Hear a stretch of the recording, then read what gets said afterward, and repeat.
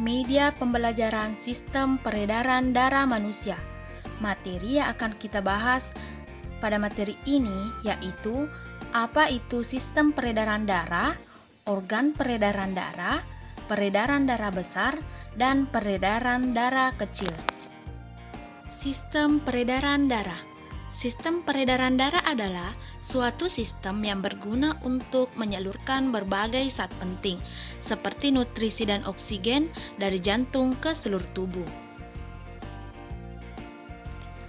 Peredaran darah manusia merupakan peredaran darah tertutup karena darah mengalir di dalam pembuluh darah yang saling berhubungan.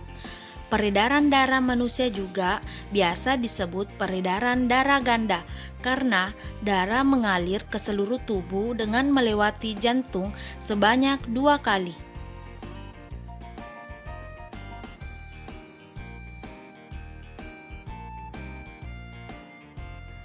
Organ jantung. Jantung terletak di dalam rongga dada sebelah kiri. Jantung berfungsi memompa darah ke seluruh tubuh.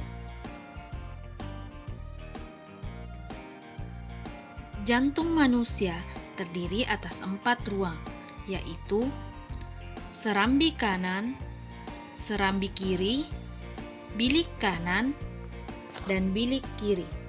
Di antara serambi dan bilik dipisahkan oleh katup. Katup tersebut berfungsi agar darah yang sudah berada di bilik tidak kembali ke serambi. Pembuluh darah. Pembuluh darah merupakan saluran tempat mengalirnya darah dari jantung ke seluruh tubuh dan dari seluruh tubuh kembali ke jantung. Pembuluh darah terdiri dari pembuluh nadi atau arteri dan pembuluh balik atau vena. Pembuluh nadi merupakan pembuluh yang mengalirkan darah dari jantung ke seluruh tubuh. Pembuluh balik merupakan pembuluh yang mengalirkan darah dari seluruh tubuh menuju jantung. Berikut perbedaan pembuluh nadi dan pembuluh balik. Perbedaan yang pertama yaitu 1. Aliran darah keluar dari jantung. Yang kedua, membawa darah bersih atau kaya O2 kecuali arteri pulmonalis. Yang ketiga, dinding tebal, kuat, dan elastis. Dan yang keempat, denyut terasa. Perbedaan pembuluh balik yang pertama, aliran darah dari jantung. Yang kedua, membawa darah kotor atau kaya CO2 kecuali vena pulmonalis. Yang ketiga, dinding tipis dan kaku. Dan yang keempat, denyut tidak terasa. Pembuluh nadi yang paling besar disebut aorta. Pembuluh nadi dan pembuluh balik bercabang-cabang. Ujung cabang pembuluh terkecil disebut pembuluh kapiler.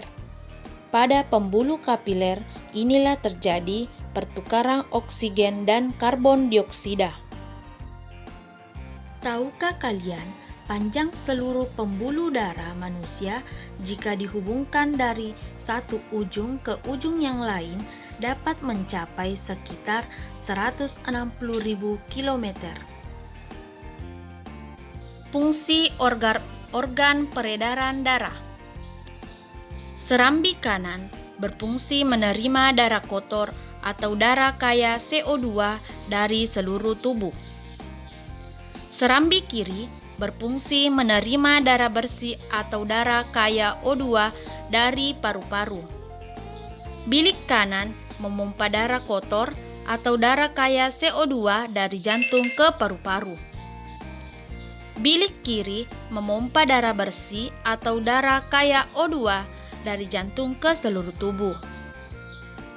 Vena pulmonalis membawa darah yang banyak mengandung O2 dari paru-paru ke jantung.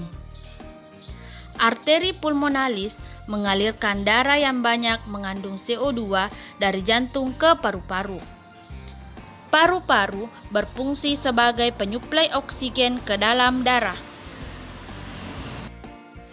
Peredaran darah besar. Peredaran darah besar adalah peredaran darah yang berasal dari jantung menuju seluruh tubuh dan kembali lagi ke jantung. Peredaran darah besar. Bilik kiri mengandung darah yang kaya akan oksigen, memompa darah ke seluruh tubuh melewati pembuluh aorta. Kemudian melewati pembuluh arteri menuju ke tubuh bagian bawah dengan tubuh bagian atas. Setelah peredaran sampai ke seluruh tubuh, terjadi pertukaran gas oksigen dan karbon dioksida pada pembuluh kapiler. Kemudian darah yang kaya karbon dioksida kembali ke jantung melewati pembuluh vena dan sampai pada serambi kanan. Peredaran darah kecil. Peredaran darah kecil adalah peredaran darah yang berasal dari jantung menuju paru-paru dan kembali lagi ke jantung. Berikut urutan peredaran darah kecil pada manusia. Bilik kanan mengandung darah kaya akan karbon dioksida, memompa darah menuju paru-paru melewati pembuluh arteri pulmonalis. Kemudian di paru-paru terjadi pertukaran karbon dioksida dan oksigen. Kemudian darah yang kaya akan oksigen akan kembali ke jantung melewati vena pulmonalis dan masuk ke serambi kiri.